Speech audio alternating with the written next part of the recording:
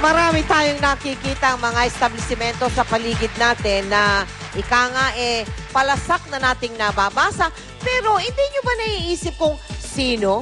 Sina Rowena, si Pixie, si Mang Bok, si Mary Grace. Teka. Partner, ganito yan eh. Marami ko alam yan eh. Yung Mang Box, manok yan.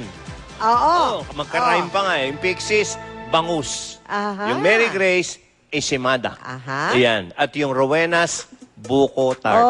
Marami yan sa Tagaytay eh. Ayan. Mga produkto nila yung parts. Ang gusto nating malaman, sino yung tao sa likod ng mga produktong yan. Yan ang gusto kong malaman. Yung mga sikat na pangalan yan. Naalala ko, Mel, may ginawa na tayong ganyan dito nung araw eh. Yes, correct. As katunayan nga, hinanap pa natin at kinilala natin yung kung sino tong mga tao na ginagamit. Si Mila. Katulad yung sa Mila Lechon. Sino si Mila? Si Kulit. Tama Ayan, ka. Ngayon naman, ang kikilalanin natin ay kung sino, sina Mary Grace, doon sa Cafe Mary Grace, sino si Pixie, sa Pixies Bangus, at iba pang mga sikat na kainan. Tara, panoorin natin sa ngalan ng negosyo. Sino kayo?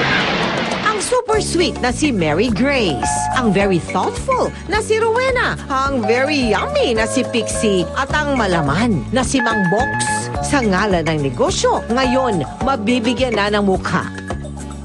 Ito ang Rowena's Pasalubong. Ako si Rowena.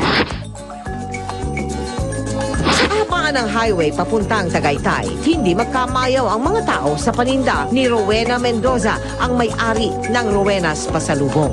Nag-start ako nito sa FIMA. Request nila ako na magtinda ng pasalubong kasi pag may guest sila, naghahanap sila ng pasalubong. Doon ako nag-umpisa. Nang pumatok na ang negosyo, kinailangan na niyang lagyan ng pangalan ng kanyang tindahan. Ito na lang ipangalan yung Sweet Night. Para namang hindi ko gusto. Mas gusto ko pangalan ko Rowena's kasi gusto ko maging famous, di ba?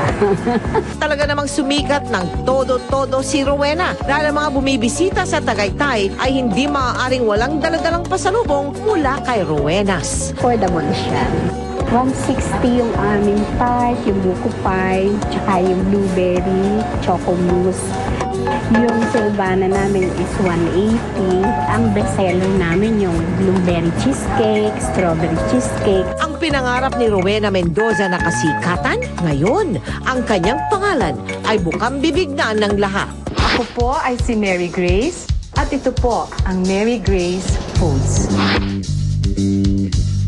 Isang psychology graduate si Mary Grace Di Macali. Ilang buwan pa lamang nakagraduate ay nagdesisyon na siyang magpakasal. At ang pagiging isang stay-at-home mother ang naging career ni Mary Grace. Nung ako ay house mommy, nagdadasal ako sa kay Blessed Mother. What can I do within the home na maaari ko pa rin gampanan ang aking duties, no? Sinagot ng Blessed Mother ang baking business. Nagpunta pa siya ng Amerika upang mag-aral ng baking. Pero bago ang lahat, kinailangan ni Mary Grace ng pangalan na magiging bukang bibig na mga customers na makakatikim ng kanyang produkto. Ang Mary Grace, ang Mary Dawn ay tribute sa lahat ng mga nanay at ang nanay ng lahat ng mga nanay ng ating mahal na ina at Grace. Yun talagang pangano ko, Mary Grace. Nagsimula siya sa pagsali-sali sa mga bazaar at ang produkto na una niyang ibinenta, ensaymada at cheese roll. 2001, nag-open ako ng first store ko sa Glorieta.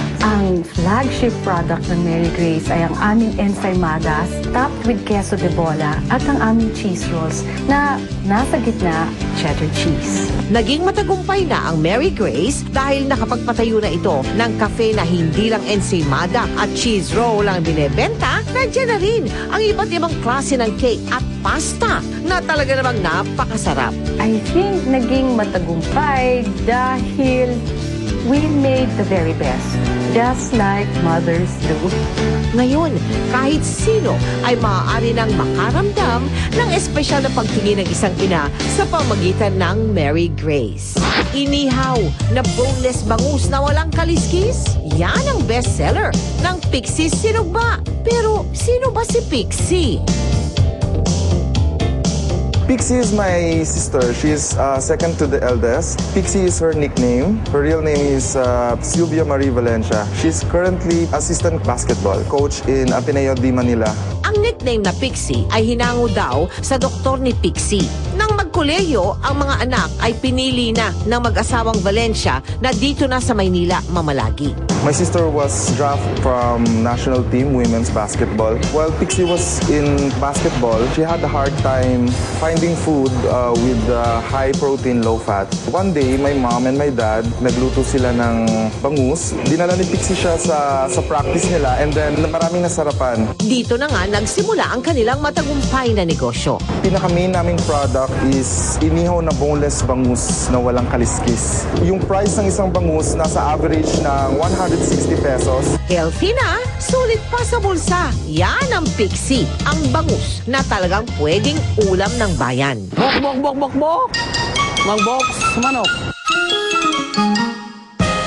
Nagmula naman sa tunog ng manok ang pangalan ng Mang Box Manok dahil sa kagustuhan ng mga nagmamay-ari nito na bigyan ng personalidad ang kanilang lechon manok.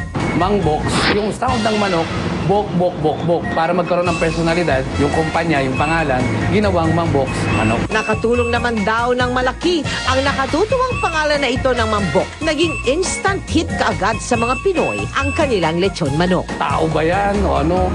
Bakit yun ang ipinangalan? Kaya po nakatulong po talaga ng malaki.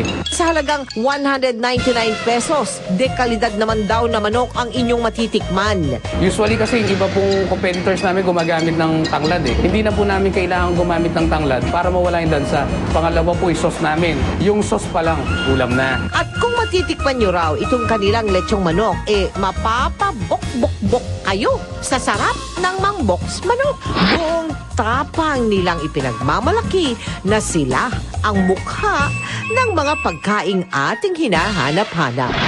O, ayan ha. Sa susunod na madaanan nyo, sina Rowena, Pixies, Mary Grace, Mang Box, kilala nyo na Kilala sila. natin sila. Pero mas makikilala pa natin sila.